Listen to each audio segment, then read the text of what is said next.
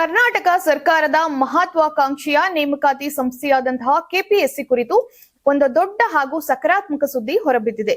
ಸ್ವಜನ ಪಕ್ಷಪಾತ ಮತ್ತು ವಿವಾದಗಳ ಆರೋಪಗಳಿಂದ ನಲುಗಿದ್ದಂತಹ ಕೆಪಿಎಸ್ಸಿ ಈಗ ತನ್ನ ಇಮೇಜ್ ಬದಲಾಯಿಸಿಕೊಳ್ಳಲು ಮಹತ್ವದ ಹೆಜ್ಜೆಯನ್ನ ಇಟ್ಟಿದೆ. ಹೌದು, ದೇಶದ ಪ್ರತಿಷ್ಠಿತ ಯುಪಿಎಸ್ಸಿ ಮಾದರಿಯನ್ನ ನಮ್ಮ ರಾಜ್ಯದಲ್ಲೂ ಜಾರಿಗೆ ತರಲು ಮುಂದಾಗಿದ್ದು, ಒಟ್ಟು 319 ಗೆಜೆಟೆಡ್ ಪ್ರೊಫೆಷನರಿ ಹುದ್ದೆಗಳ ನೇಮಕಾತಿಗೆ ಅಧಿಸೂಚನೆಯನ್ನ ಹೊರಡಿಸಿದೆ.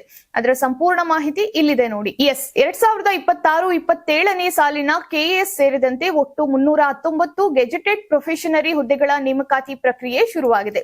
ಇದರಲ್ಲಿ 117 ಗ್ರೂಪ್ ಎ ಮತ್ತು 202 ಗ್ರೂಪ್ ಬಿ ಹುದ್ದೆಗಳಿದೆ. ಅದರ ಜೊತೆಗೆ ಆ ಪ್ರಮುಖ ಹುದ್ದೆಗಳು ಯಾವುವು ಅಂದ್ರೆ, ವಾಣಿಜ್ಯ ತೆರಿಗೆ ಸಹಾಯಕ ಆಯುಕ್ತರು 50, ವಾಣಿಜ್ಯ ತೆರಿಗೆ ಅಧಿಕಾರಿಗಳು 74, ತಹಶೀಲ್ದಾರ್ ಗ್ರೇಡ್ 2 25, ಕಾರ್ಯನಿರ್ವಾಹಕ ಅಧಿಕಾರಿಗಳು 15, ಮುಖ್ಯಾಧಿಕಾರಿಗಳು ಗ್ರೇಡ್ 1 20 ಹುದ್ದೆಗಳಿವೆ ಎನ್ನಲಾಗ್ತಾ ಇದೆ. ಆಸಕ್ತ ಅಭ್ಯರ್ಥಿಗಳು ಇಂದಿನಿಂದಲೇ ಅಂದ್ರೆ ಆಗಸ್ಟ್ 1ರಿಂದ ಆಗಸ್ಟ್ 30ರವರೆಗೆ ಆನ್ಲೈನ್ ಮೂಲಕ ಅರ್ಜಿಯನ್ನು ಸಲ್ಲಿಸಲು ಅವಕಾಶವನ್ನ ಕಲ್ಪಿಸಲಾಗಿದೆ.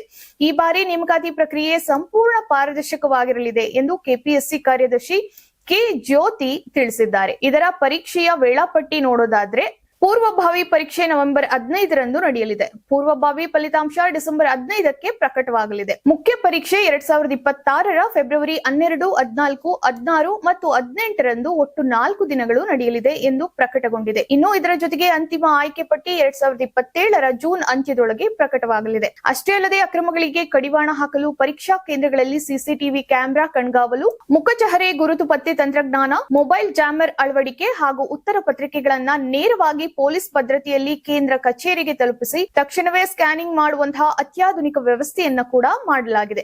ಒಟ್ಟಿನಲ್ಲಿ ಹೇಳಬೇಕು ಅಂದ್ರೆ, ಯುಪಿಎಸ್ಸಿ ಮಾದರಿಯ ಈ ಕಟ್ಟುನಿಟ್ಟಿನ ನಿಯಮಗಳು ಉದ್ಯೋಗಾಕಾಂಕ್ಷಿಗಳಲ್ಲಿ ಹೊಸ ಭರವಸೆಯನ್ನ ಮೂಡಿಸಿದೆ. ಹೌದು, ಯಾವುದೇ ಲೋಪವಿಲ್ಲದೆ ನಿಗದಿತ ವೇಳಾಪಟ್ಟಿಯಂತೆ ಪರೀಕ್ಷೆಗಳು ನಡೆದರೆ ಇದು ಪ್ರಾಮಾಣಿಕ ಅಭ್ಯರ್ಥಿಗಳಿಗೆ ನಿಜಕ್ಕೂ ದೊಡ್ಡ ವರದಾನವಾಗಲಿದೆ ಅಂತ ಹೇಳಬಹುದು. ಈ ಹೊಸ ಬದಲಾವಣೆಯ ಬಗ್ಗೆ ನಿಮ್ಮ ಅಭಿಪ್ರಾಯ ಏನು? ಕಮೆಂಟ್ ಮಾಡಿ ತಿಳಿಸಿ.